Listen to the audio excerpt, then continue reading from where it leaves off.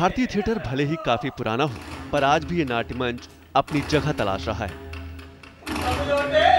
रात की गाड़ी से अरे भाई कुछ सुना? नहीं। रंगढंग कैसा देखा?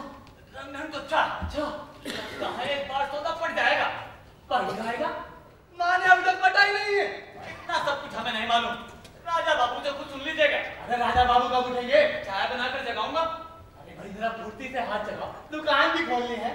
ठीक है, आंखें दिखा। कलाकारों के लिए थिएटर प्राथमिक विद्यालय की तरह है, जहां अभिनेता अपनी कला को तराशता है। आधुनिकता की तरफ बढ़ते कदम देश के विकास का प्रतीक है। म्यूजिक, सोशल मीडिया, प्रमोशन के नए नए तरीके प्रचलन में हैं।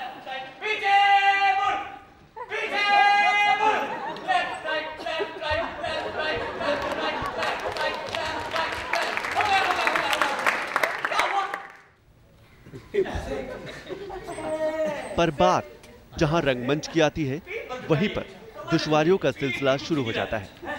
कई तरह की दिक्कतों के बाद भी नाट्य मंच से जुड़े लोग लगातार अच्छे नाटक का मंचन कर रहे हैं।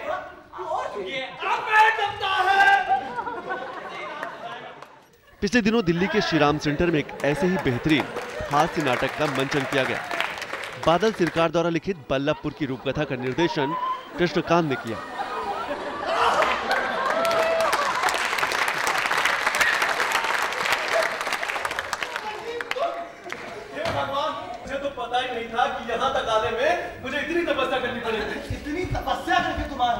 इसका मतलब ये बात मामूली नहीं है।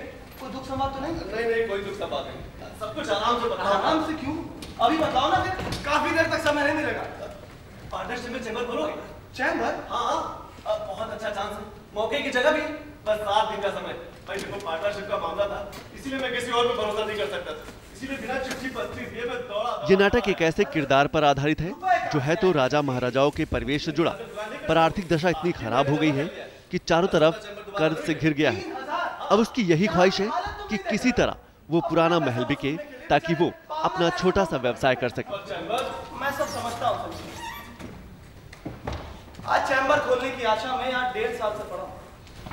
किसी तरह कर्ज ले लेकर गुजारा कर रहा हूँ। तुम इतनी दूर आए थे, क्या कहूँ संजीव? बल्लभपुर की रूपकथा बादल सरकार का लिखा हुआ नाटक है। बड़ा मशहूर नाटक है, सिचुएशन कॉमेडी। एक आदमी जो पुराना मकान खरीदना चाहता है और एक आदमी जिसका मकान बहुत ही पुराना है वो बेचना चाहता है। उसे डर रहा है मेरा मकान बिकेगा नहीं, और एक आदमी उसे पुराना मकान चाहिए। तो इस सिचुएशन पे है, और उस मकान में भूत भी रहता है। हमारी उम्र क्या हुई, कुछ ख्याल है? अभी कुछ ही दिन पहले बीमारी से उठे हो, इस तरह पैदल स्टेशन जाने की दौड़ भाग से भरी जिंदगी में आज लोगों के पास थिएटर जाने के लिए समय नहीं है, जिनकी वजह से लोगों की रुचि थिएटर के प्रति कम हो गई है। दर्शकों ने इस नाटक का खूब लुत्फ उठाया, पर लोगों की शिकायत ये भी है कि नए नाटक भी दर्शकों तक कम पहुंच रहे हैं। तो ये बात है, आ रहे हैं। तुम्हें क्या हुआ? तुम भी पवन की तरफ पूछो, कौन आ रहा है? अरे नहीं, वो हमने सोचा कि टेलीग्राम था ना, उसके कुछ आपका कि जीवन मरण का सवाल है, तो हम लोग तो कुछ गलत कहा क्या? जीवन मरण का सवाल कैसे मेरे लिए है? अरे भाई, तुम लोग के लिए भी है, हम लोगों के लिए भी है। हाँ, तुम लोगों के लिए भी है। यदि सौदा हो गया तो सारा बकाया एक साथ चुकता हो जाएगा। अब मेहनत तो बहुत करनी पड़ी है। पहले तो सबसे मैं पहले बताऊंगा, स्पॉन्सरशिप के लिए हम लोगों का बजट नहीं होता। स्पॉन्सरशिप के लिए बड़ी मेहनत करनी पड़ती है, बहुत हम लोगों के पास बजट नहीं हो पाता, तो बड़ी शिद्दत के साथ हम लोग करते हैं। फिर टिकट भी रखते हैं तो ऑडियंस नहीं आ पाती है। ऑडियंस उस तरह की नहीं है इंडिया के अंदर। बाहर काफ़ी कंट्रीज़ में शोज़ होते हैं, काफ़ी महंगे टिकट होते हैं, लेकिन इंडिया में उस लोगों को भी समझना चाहिए, जो जनरेशन है हमारे यहाँ पे, उन लोगों को भी समझना चाहिए कि थिएटर को बढ़ावा देना चाहिए।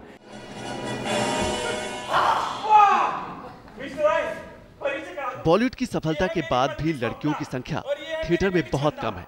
शायद यही वजह है कि नारी प्रधान नाटकों का मंचन भी कम ही देखने को मिलता है। जो लड़कियां थिएटर से जुड़ी हैं, वो अपनी मेहनत के बल पर ही मुकाम हासिल करने की जद्दोजहद में लगी है। लेकिन हाँ, इस माहौल में, इस एटमॉस्फेयर में परफेक्ट, जो चंदा देवी, स्वप्ना देवी, परफेक्ट। पेरेंट्स ये सोचते हैं कि मीडिया लाइन है, कुछ उल्टी सीधी हरकतें ना हो जाएं, लेकिन ऐसा कुछ भी नहीं है। अगर आप अपना काम पे ध्यान दो और सिर्फ आप काम ही करो तो it's very safe for girls. मैं 2 साल से थिएटर कर रही हूँ और अभी तक ऐसा मैंने कुछ भी बुरा एक्सपीरियंस नहीं किया। मैं तुम्हें सामने थोड़ी आऊंगा। हास्य संवादों और अपनी एक्टिंग से बल्लभपुर के कलाकारों ने लोगों को खूब हंसाया। अच्छा, अब जीवन मरण समस्या इस मूड पर निर्भर करती है।